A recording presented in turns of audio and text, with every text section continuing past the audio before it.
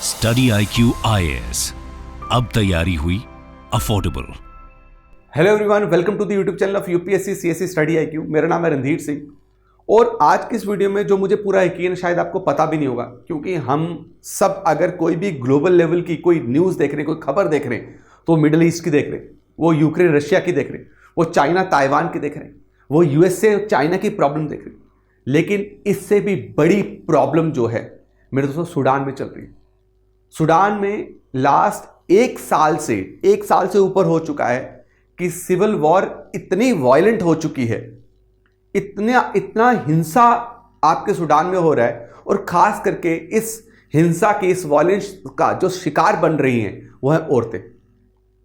दोस्तों, औरतों को एज अ टूल यूज कर रहे हैं अभी वहां के जितने भी सिविल वॉर में जो लोग हैं, जो पावर में, औरतों के साथ इतना ब्रूटली रेप किया जा रहा है कि अब सूडान की औरतें they are attempting suicide, they are dying, वो मरना पसंद कर रही हैं इस सेक्सुअल वायलेंस का शिकार बनने से। दोस्तों, आखिरकार क्या कारण है कि ये ह्यूमैनिटेरियन क्राइसिस इतना बड़ा है। आई एम टेलिंग यू, बच्चे भूखे मर रहे हैं, लोगों को बीमारियां लग चुकी हैं, खाना तक नहीं है, और जो औरतें बची हैं उन औरतों को ये दरिंदे नहीं छोड़ रहे। और ह्यूमैनिटेरियन क्राइसिस इतना वर्स्ट है कि it is almost equal to the humanitarian crisis which is happening in your Middle East right now, जहां पे अगर आप गाजा की न्यूज अगर सुनेंगे तो इतनी बुरी हालत है कि औरतों को, वहां की वुमेन को, they don't have access of sanitary pads. उनको जो लोकल, जो बिल्कुल बेसिक जो मेडिकल फैसिलिटी, एम्यूनिटीज जो मिलनी चाहिए वो नहीं मिल पा रही है। उससे भी वर्स्ट सूडान में चल रहा है। सूडान में इससे बदतर there are thousand of womens who are raped by the forces which are currently in power in Sudan. अब आज के हम इसमें यही जानने वाले हैं कि आखिर सूडान क्राइसिस है क्या है, और क्या कोई कंट्री की बैक है। भाई यूएसए है, मैं आपको बोलता हूं, मतलब I am very against of this country, right, the way, मतलब it is responsible for the world level crisis. अगर जो भी वर्ल्ड लेवल पे जो क्राइसिस हो रहे हैं, अगर आप देखें तो हम इसमें जानेंगे कि ये सूडान क्राइसिस आखिरकार स्टार्ट कहां से हुआ और अभी क्या हो रहा है। अगर आपको बताऊं तो सूडान को आप मैप में ध्यान से देख लीजिएगा तो आपको पता है सूडान जो है एक अफ्रीकन कंट्री है, और सूडान जो है वो इजिप्ट के साथ बॉर्डर बनाती है, छाड के साथ बॉर्डर बनाती है, सेंट्रल अफ्रीकन रिपब्लिक के साथ बॉर्डर बनाती है, इथोपिया के साथ और एरिट्रिया के साथ। आपको पता है सूडान की हिस्ट्री में 1956 से लेके अभी तक 25 मिलिट्री कूज हुए, अटेम्प्ट किए गए, 35 बोल रहा हूं, 35 मिलिट्री कूज जो हैं वो अटेम्प्ट किए गए। सक्सेसफुल आपके ऑलमोस्ट 9 हुए हैं, लेकिन 35 से ज्यादा यहां पे तख्ता पलट करने की कोशिश की गई, 35 बार से ज्यादा। और जब भी अगर तख्ता पलट होगा तो तख्ता पलट मतलब एरिया डिस्टर्ब हो रहा है, तो इसके साथ साथ डिस्टर्बेंस इसके नेबरिंग कंट्रीज में भी देखी जाती है, जो बहुत परेशान है इस वक्त। अब यहां से लोग भाग के इजिप्ट जा रहे हैं, छाड़ जा रहे हैं, आपके इथोपिया जा रहे हैं, ताकि उन्हें खाना मिल पाए, ताकि वो बच पाए, ताकि वो आपका इस सेक्सुअल अब्यूज का वो शिकार ना हो पाए, विक्टिम ना बने उसकी। अब सूडान में अकॉर्डिंग टू, अगर आप देखेंगे, इंटरनेशनल ऑर्गेनाइजेशन फॉर माइग्रेशन, ये जो संस्था है यूएन की, ये बोल रही है कि 140 लाख से ज्यादा लोगों ने अपना घर छोड़ दिया सूडान में। किसके कारण? भूखमरी के कारण, बीमारी के कारण और सेक्सुअल वायलेंस के कारण। दे लेफ्ट सूडान, जहां पे वो आपके सदियों से उनके दादा परदादा सब रहते आ रहे थे।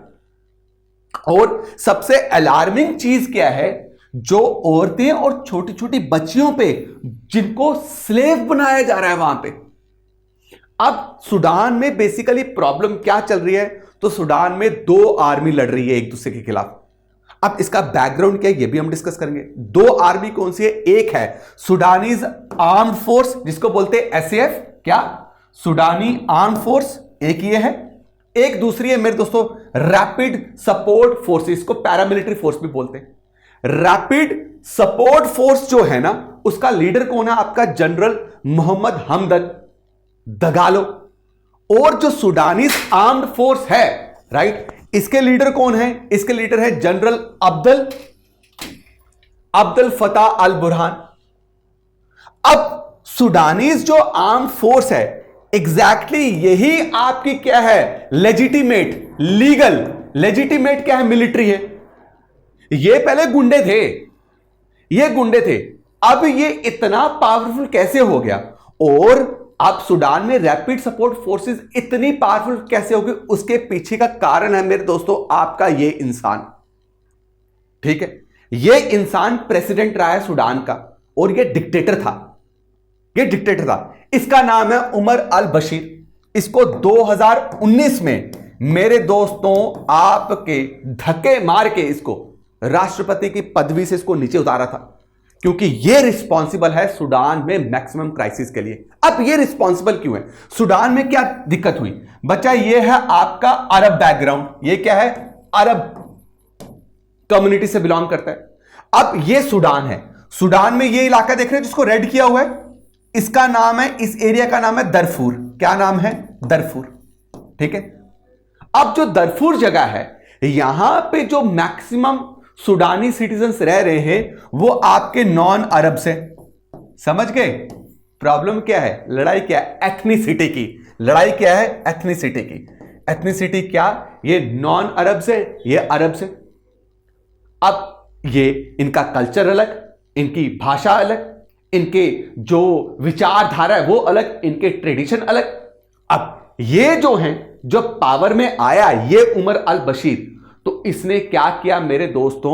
यहां पे बुरे बुरे ब्रूटल पॉलिसीज जो है यहां पे इंप्लीमेंट करना स्टार्ट करे, जिससे ये लोग बहुत दबना स्टार्ट हो गए। नॉन अरब के साथ इन्होंने क्या करना स्टार्ट करा? बहुत बुरा बिहेवियर करना स्टार्ट करा इस इंसान ने। तो अब जब आप पे अत्याचार होना स्टार्ट होंगे, लगातार अत्याचार होते हैं, एक टाइम पे तो आप फटोगे ना यार। एक टाइम पे तो फट रहे हैं आपने, कितनी देर तक आप अपने अंदर भर के रखोगे? तो मेरे दोस्तों इन्होंने क्या कर दिया? ये रेबेलियस ग्रुप बना दिया इन्होंने, यहां पे जो नॉन अरब मिलिशिया थे। अब इन्होंने मिलके क्या कर दिया? यहां पे इनके खिलाफ रेबल करना स्टार्ट कर दिया।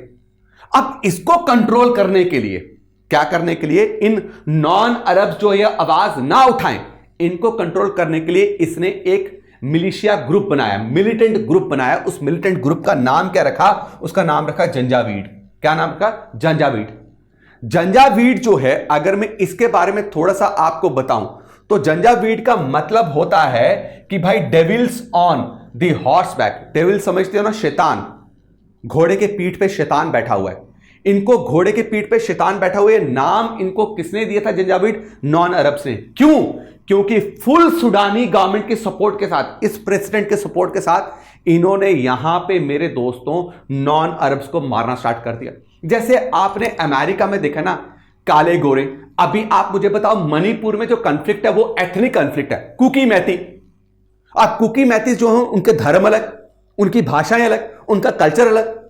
तो जिसको थोड़ा सा ज्यादा सपोर्ट मिलता है वो दूसरे को दबाने लगता है। बस यहां पे जब ये आपके अरब जो है लोग यहां पे ज्यादा रहते हैं, तो उन्होंने क्या करना स्टार्ट करा बच्चा? इनको दबाना स्टार्ट किया। किनको? नॉन अरब्स को, जो कहां रहते हैं? दरफूर में। और जब ये आपके मेरे दोस्तों बोलना स्टार्ट हुए तो इनका मुंह बंद करवाया गया, वायलेंस करके, अत्याचार करके। हजारों जो है मेरे दोस्तों यहां पे इन्होंने क्या किया? नॉन अरब्स लोग को दरफूर में मारना स्टार्ट किया, जो सुडान का पार्ट है। और मारा किसने? जंजावीड ने।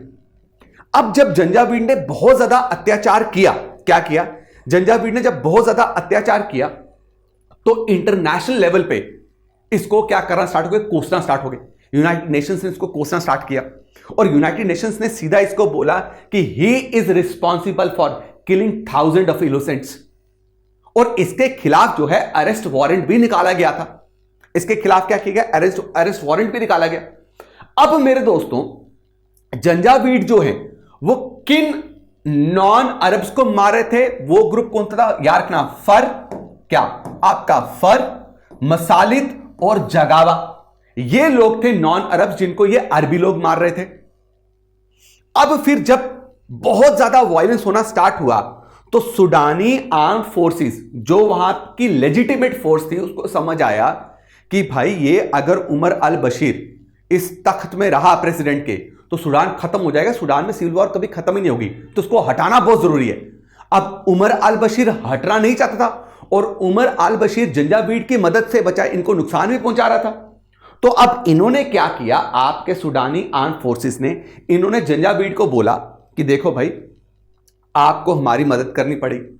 अगर आप हमारी मदद करेंगे तो हम क्या कर देंगे, आपको एक ऑर्गेनाइज्ड ग्रुप बना देंगे, एक ऑर्गेनाइज्ड ग्रुप बना देंगे, यानी कि हम आपको रिकॉग्निशन देंगे। आपके बहुत सारे जो ऑफिसर्स हैं, हम उनको क्या करेंगे मेरे दोस्तों, रिकॉग्नाइज करेंगे अंडर सुडानीज आर्म फोर्स। वहां से मेरे दोस्तों ये जंजावीड किस में बदल गई आपकी, ये बदल गई आपकी किस में मेरे दोस्तों, आपकी रैपिड सपोर्ट फोर्सेस में। और रैपिड सपोर्ट फोर्सेस ने इनके साथ मिलके, सुडानीज आर्म फोर्सेस के साथ मिलके 2019 में मेरे दोस्तों इस डिक्टेटर को तख्ता पलट कर दिया और लोगों को यह आश्वासन दिया, लोगों को यह बोला कि अब जो है यहां पे डेमोक्रेटिक इंस्टीट्यूशंस आएंगे, यहां पे लोकतंत्र होगा, यहां पे संविधान बनाया जाएगा, यहां पे अब लोगों की सरकार आएगी, तो हमें टाइम लगेगा। तो लोगों ने भी सुडानीज आर्म फोर्स को पूरी तरीके से सपोर्ट किया और लोगों ने मेरे दोस्तों यह भी बोला कि कोई बात नहीं, आप ट्रांजिशन टाइम ले लीजिए, हम जो है अब लोकतंत्र यहां पे लाके रहेंगे, लोगों के द्वारा चुना हुआ भाई बंदा आएगा, अमेंडमेंट चाहिए, कॉन्स्टिट्यूशन, बहुत सारे संवैधानिक बदलाव चाहिए।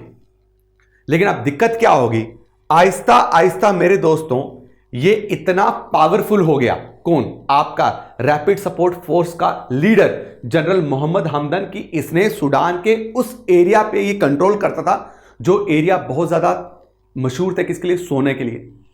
तो सूडान के जो सबसे इंपॉर्टेंट गोल्ड रिजर्व्स है ना आज के टाइम पे, जहां पे सोनों का भंडार है सोने का, वो इसके कंट्रोल में है। सोना आपके कंट्रोल में, पैसा आपके कंट्रोल में, पैसा आपके पास आया, पावर आपके पास आया, ये अंधा हो गया। इसने बोला कि रैपिड सपोर्ट फोर्स को पूरी तरीके से इंटीग्रेट किया जाए सुडानीज आर्म फोर्स में। इसने बोला ये पॉसिबल नहीं होगा। अब ये भी बहुत पावरफुल था, बहुत पावरफुल है, इनसे तो काफी ज्यादा पावरफुल था, और ये भी बीच में पावरफुल बन गया। और अब इन दोनों में, उमर अल बशीर को हटाने के बाद इन दोनों में जंग लग चुकी है कि कौन जो है अब आर्मी को लीड करेगा और कौन डिसाइड करेगा कि सूडान में आने वाली डेवलपमेंट क्या होने वाली है। यही चल रहा है लास्ट 1-1.5 साल से। अब इसके पास खतरनाक गोल्ड का कंट्रोल है, अब वो सारा सोना ये बाहर बेच रहा है। बाहर किसको बेच रहा है, दूसरे देशों को, और दूसरे देश जो इसको सपोर्ट कर रहे हैं। अब अगर आप देखेंगे इंटरनेशनल लेवल पे तो आप हैरान हो जाएंगे कि मेरे दोस्तों आपके आरएसएफ को कौन कौन सपोर्ट कर रहा है। दुबई डायरेक्ट जो है आपका सपोर्ट प्रोवाइड कर रहा है। दुबई डायरेक्ट जो है आरएसएफ को क्या दे रहा है, आपका आर्म्स एंड एम्युनिशन दे रहा है, आर्म्स एंड एम्युनिशन, हथियार प्रोवाइड कर रहा है। किसके बदले, उसको गोल्ड मिल रहा है दबा के। और ये दुबई क्या है आपका अरब, तो भाई साहब आरएसएफ किसके खिलाफ लड़ रहे, नॉन अरब्स के खिलाफ, ठीक है। तो ये पूरा मारो जितना मार रहे नॉन अरब्स को, मैं हथियार प्रोवाइड करता हूं। अब रशिया का जो आपको पता ही है प्राइवेट आर्मी, जिसको क्या बोलते हैं, रशिया वैगनर ग्रुप, डायरेक्टली ये इस जंग में तो फील्ड में तो नहीं दिख रही, बट ये सपोर्ट कर रही है आरएसएफ को। ये आरएसएफ को हथियार प्रोवाइड कर रही है। और आरएसएफ को हथियार कहां से ये सप्लाई करती है मेरे दोस्तों, अभी मैंने जब आपसे डिस्कस किया कि सूडान जो है वो आपका सेंट्रल अफ्रीकन रिपब्लिक के साथ भी क्या करता है, एक देश है उसके साथ बॉर्डर बनाता है। यहां से हथियार जो है आरएसएफ क्या कर रहा है मेरे दोस्त, सूडान को सप्लाई कर रहा है। सूडान में किसको सप्लाई कर रहा है, आरएसएफ को। और आरएसएफ और ताकतवर होती जा रही है। सूडानीज आर्म फोर्स एसएएफ इतनी ताकतवर होने के बाद भी आरएसएफ को क्यों नहीं गिरा पा रही, क्योंकि आरएसएफ को एक्सटर्नल सपोर्ट है। अब इन्होंने क्या कर दिया बच्चा, सूडान को चारों तरफ से ब्लॉक कर दिया है। मतलब अगर आरएसएफ के पास कोई रीजन है तो उसको चारों तरफ से ब्लॉक कर गया। अंदर लोग मर रहे हैं, मरते रहे, कोई ह्यूमैनिटेरियन एड अंदर नहीं आएगा। जिसके हाथ में नॉन अरब औरत लग रही है उसका रेप कर दो, और जिस नॉन अरब बंदे के हाथ में अरब औरत लग रही है उसका रेप कर दो। तो अब यहां पे औरतों और बच्चों को सबसे ज्यादा शिकार बनाया जा रहा है, छोटी छोटी बच्चियों को ये स्लेव रख रहे हैं यहां पे। अब बात रही सूडानीज आर्म फोर्स की, किसकी, सूडानीज आर्म फोर्स की। तो सूडानीज आर्म फोर्स को कौन सपोर्ट कर रहा है बच्चा, ये जानना बहुत जरूरी है। सूडानीज आर्म फोर्स को सपोर्ट कर रही है इजिप्ट। कौन सपोर्ट कर रही है, इजिप्ट। क्योंकि इजिप्ट को पता है कि सूडानीज आर्म फोर्स को अगर पावर में ला दिया गया और आरएसएफ को हटा दिया गया तो सूडान स्टेबल हो जाएगा। और अगर सूडान स्टेबल हुआ तो इजिप्ट अपने आप स्टेबल हो जाएगा, कि इजिप्ट में लाखों सूडानीज आके क्या कर रहे हैं, पनाह ले रहे हैं। अब मुझे एक बात बताओ, आपके एरिया में एकदम से बाहर से लाखों लोग आके आपके इलाके के पास रहना स्टार्ट हो जाए, घर के आसपास रहना स्टार्ट हो जाए, क्यों? क्योंकि उनको उनके इलाके में डर था। तो मुझे बताओ आप कितना डरोगे यार? आप तो बिल्कुल अनस्टेबल हो जाओगे। कितनी अनस्टेबिलिटी आएगी इकोनॉमी में, सिक्योरिटी में, डिफेंस वाइज देख लो। तो इजिप्ट को पता है कि भाई जो भी आपका सूडान में हो रहा है उसका असर तो मुझ पे पड़ ही रहा है। यूनाइटेड नेशंस, यूएस से बात कर रहा हूं, वेस्टर्न कंट्रीज बात कर रहा हूं, ये डायरेक्टली तो एसएएफ को सपोर्ट नहीं कर रहे, बट ये एक्नॉलेज करते हैं कि एसएएफ जो है ये बेटर चॉइस है सूडान में क्या करने के लिए, आपको लीड करने के लिए, क्योंकि एसएएफ इसके कंपैरेटिव इतना ब्रूटल नहीं है। This RSF is majorly responsible for what? Killings, wraps.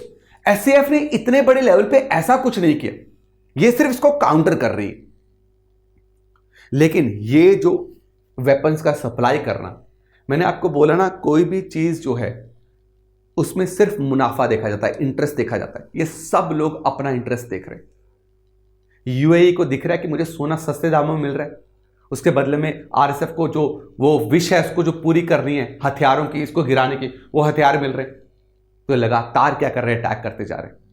लेकिन बात है कि हमने अपने टाइम पे जब हम हिस्ट्री पढ़ते हैं, हिस्ट्री में हमने पद्मावत के बारे में सुना, कितनी इंडियन रूलर्स की वाइफ के बारे में सुना, और किसी महल में काम कर रही औरतों के बारे में सुना, जिनको जब बाहरी मुल्क से कोई आके हथियाता था तो उनके साथ कितना बुरा व्यवहार करता था। और उस ब्रूटल असैसिनेशन से बचने के लिए और ब्रूटल असॉल्ट से बचने के लिए वो अपने आप को जला देती थी। पद्मावत सबसे बड़ी एग्जाम्पल है। वो आज तक खत्म नहीं हुआ है। आज भी हर जगह जहां पे मेरे दोस्तों कोई बैटल है, कोई वॉर है, सबसे पहले औरत को टारगेट बनाया जा रहा है।